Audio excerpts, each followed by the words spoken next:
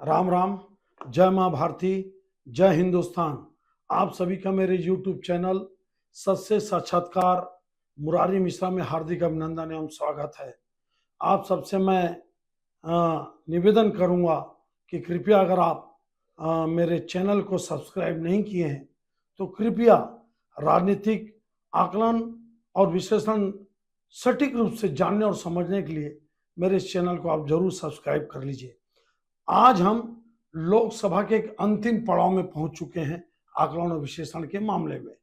State wise पूरा लगभग सभी स्टेट का, यूनियन टेरिटरी का और नॉर्थ ईस्ट का एक साथ मेरे यूट्यूब पर अपलोड हो चुका है। जो मेरे व्यूअर्स या जो मेरे करीबी या जो मेरे साथी या हिंदुस्तान के जो भी या बाहर के जो भी आप लोगों ने अगर मेरा स्टेट वाइज विश्लेषण नहीं देखा है तो कृपया आप YouTube में जाकर सत्य साक्षात्कार मुरारी मिश्रा में जाकर स्टेट वाइज आप विश्लेषण आकलन देख सकते हैं। आज मैं समरी बताता हूं और उम्मीद करता हूं कि रिजल्ट के करीब मेरा ये समरी रहेगा। बहुत जल्दी में मैं आपको बताते जाता हूं। आप ध्यान से सुनिएगा कि भारतीय जनता पार्टी कितना सीट पा रही है, एनडीए कितना पा रही है, इंडी गठबंधन कितना पा रही है और कांग्रेस कितना पा रही है। मुख्य रूप से देश ये जानना चाहता है कि भारतीय जनता पार्टी या मोदी सरकार रिपीट हो रही है कि नहीं। अगर रिपीट हो रही है तो कम सीट आ रही है कि ज्यादा सीट आ रही है, कहां उसको नुकसान हो रहा है, कहां उसको फायदा हो रहा है, ये मैं आपको अब अंतिम आंकड़े के रूप में आपको मैं बताता हूं। शुरुआत करिए आपका केरल राज्य से। देखिए केरल में 20 सीट है।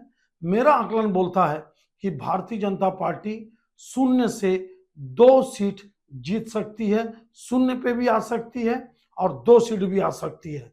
तमिलनाडु में भारतीय जनता पार्टी 2 ± 1 मतलब 1 सीट से लेकर 3 सीट तक भारतीय जनता पार्टी तमिलनाडु में जीत सकती है। कर्नाटक 28 सीट है। मैं कर्नाटक में भारतीय जनता पार्टी का कुछ सीट कम बता रहा हूं पहले की अपेक्षा में। भारतीय जनता पार्टी 21 से लेकर 23-24 तक मतलब 23 ± 2 भारतीय जनता पार्टी सीट पा सकती है, मतलब सीट घटेगी इसकी कर्नाटक में। तेलंगाना में मैं भारतीय जनता पार्टी की सीट बढ़ा रहा हूं, टोटल 17 सीट है, 7 ± 2 दे रहा हूं मैं तेलंगाना में। आंध्र प्रदेश में भारतीय जनता पार्टी को मैं 2 ± 1 दे रहा हूं। यहाँ पे टीडीपी और जन कल्याण पार्टी एक साथ मिलकर रहा है। इस प्रकार मैं लगभग 25 में से 17-18 सीट ±3, 17-18 सीट ±3 एनडीए को देता हूं मैं आंध्र प्रदेश में। उसी तरह से उड़ीसा में भारतीय जनता पार्टी सिंगल बड़ी पार्टी बनेगी। 8 सीट थी पिछले चुनाव में, मैं भारतीय जनता पार्टी को 12 ± 2 सीट देता हूं उड़ीसा में। छत्तीसगढ़ में मैं फिर से आपको बता रहा हूं, मैं 11 की 11 सीट भारतीय जनता पार्टी को मैं दे रहा हूं। मैं छत्तीसगढ़ का रहने वाला हूं। महाराष्ट्र में भारतीय जनता पार्टी की सीट कम नहीं हो रही है, जरूर एनडीए कमजोर हो सकती है। भारतीय जनता पार्टी 48 में से 28 सीटों पे लड़ रही है। मैं भारतीय जनता पार्टी को 26 ± 2 दे रहा हूं। ध्यान रखना आप, भारतीय जनता पार्टी को मैं महाराष्ट्र में 26 ± 2 दे रहा हूं। बंगाल में Bharatiya Janata party single largest party बनेगी, बड़ी पार्टी बनेगी, ममता बनर्जी से ज्यादा बड़ी पार्टी बनेगी। पिछले लोकसभा में 18 सीट थी, इस बार 42 में से मैं भारतीय जनता पार्टी को 25 ± 3 दे रहा हूं।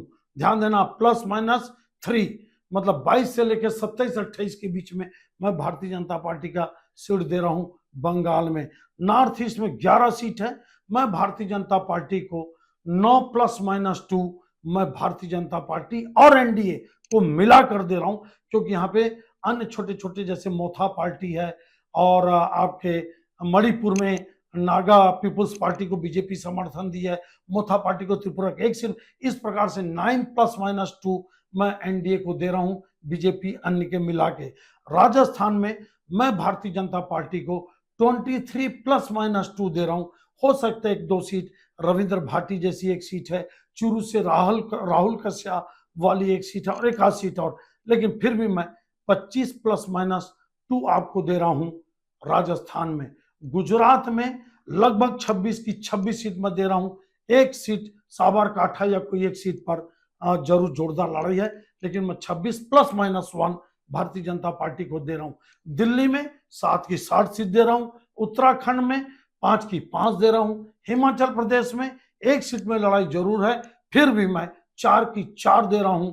आपका जम्मू एंड कश्मीर के यूनियन टेरिटरी और लद्दाख की 6 सीटों में मिला के मैं 3 सीट 3 ±1 मैं बीजेपी को दे रहा हूं। हरियाणा में मैं भारतीय जनता पार्टी को 10 सीट जीती थी, यहाँ पे मैं 9 ±1 मैं हरियाणा में भारतीय जनता पार्टी को दे रहा हूं। पंजाब में 2 सीट थी भाजपा की, मैं इस समय पंजाब में 3 ±2 दे रहा हूं भारतीय जनता पार्टी को। झारखंड में 14 सीट है, मैं इसमें आजसू के साथ मिलकर भारतीय जनता पार्टी लड़ रही है। गिरिडीह में आजसू लड़ रही है। कुल मिलाकर अगर आप संथाल परगना की दुमका सिंहभूम की सीट को छोड़ दो तो यहाँ पे भी मैं 12 ±2 मैं भारतीय जनता पार्टी को दे रहा हूं। बिहार में भारतीय जनता पार्टी की सीट कम नहीं होगी, 17 की 17 सीट लगभग भारतीय जनता पार्टी ±1 भारतीय जनता पार्टी जीतने की स्थिति है। जेडीयू निश्चित रूप से 12 ±3 में दे रहा हूं, और रामविलास पार्टी के जो चिराग पासवान उनको 5 की 5 दे रहा हूं। जीतन राम मांझी को मैं गया सीट दे रहा हूं। हाँ, उपेंद्र कुशवाहा जी जो काराकाट से लड़ रहे हैं वो जोरदार संघर्ष में फंसे हुए हैं, कुल मिलाकर उनको भी मैं हार नहीं दे रहा हूं। इस तरह से मैं 17 ±1 बीजेपी, जेडीयू 12 ±3 आरजेडी को अब मैं छोड़ रहा हूं अभी। इस तरह से एनडीए को मैं 33 ±3 to 4 में दे रहा हूं आपका बिहार में। और इंडी गठबंधन को मैं बाद में बताता हूं। यूनियन टेरिटरी में 7 सीट है, मैं भारतीय जनता पार्टी को 5-6 सीट दे रहा हूं, मतलब 5 ±2 में दे रहा हूं। और आ जाइए उत्तर प्रदेश में। उत्तर प्रदेश में 64 सीट थी, 62 बीजेपी की, 2 अपना दल की, अभी संजय निषाद जी की एक पार्टी, 2 अपना दल, आरएलडी 2। इस तरह से मैं उत्तर प्रदेश में भारतीय जनता पार्टी को मैं और एनडीए मतलब अपना दल इन सबको मिलाकर 72 ±3 दे रहा हूं। ध्यान देना आप, 62 सीटों से भारतीय जनता पार्टी और एनडीए की सीट कम से कम 10-12 सीट बढ़ेगी। मैं 72 ±3 दे रहा हूं। इस प्रकार आप टोटल जोड़ लो, आप टोटल जोड़ो तो भारतीय जनता पार्टी अकेले 317 सीट ±12-15 317 ±12-15 सीट आपका मैं भारतीय जनता पार्टी को दे रहा हूं। और इन एनडीए को मैं कितना दिया मैं जोड़ के बता रहा हूं। एनडीए को मैं दे रहा हूं, एनडीए में मेरी जोड़ घटाना कम हो सकता है, फिर भी आपको मैं बता रहा हूं 42 ±78 42 ±78 भारतीय जनता पार्टी 317 ±15। उसी तरह से मैं कांग्रेस को कितना दे रहा हूं ये आप सुन लीजिए। मजेदार मेरा आकलन विश्लेषण और गुणा भाग है। मैं कांग्रेस को पूरे देश में 42 ±5 दे रहा हूं, मतलब टोटल में पिछले 2019 से मैं कांग्रेस को कम दे रहा हूं। और कांग्रेस की सीट ज्यादा आ रही है केरल में, तमिलनाडु में, तेलंगाना में, कुछ सीटें महाराष्ट्र में, कुछ अच्छी सीटें पंजाब में। इस तरह से मैं कांग्रेस को 45 ±5 दे रहा हूं। इंडी गठबंधन, फिर इसमें मेरा गुणा भाग गलत हो सकता है, इसको मत पकड़ना आप। 110 ±15 मतलब 120-125 के आसपास आप जितना भी समझ लीजिए। कुल मिलाकर भारतीय जनता पार्टी की सरकार फिर से बन रही है।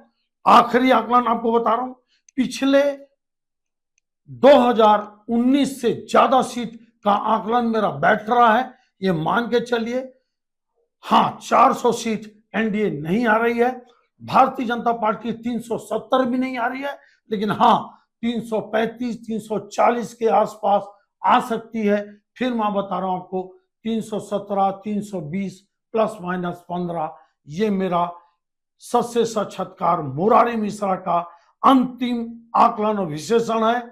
आप इसको हिंदुस्तान के सभी व्हाट्सएप ग्रुप में भेज दीजिए और 4 जून को मेरा इस आकलन और विश्लेषण का आप रिजल्ट के साथ मिलान करना, फिर आपको मैं बता दूं ये रिजल्ट नहीं है, ये आकलन है, ये रिजल्ट नहीं है।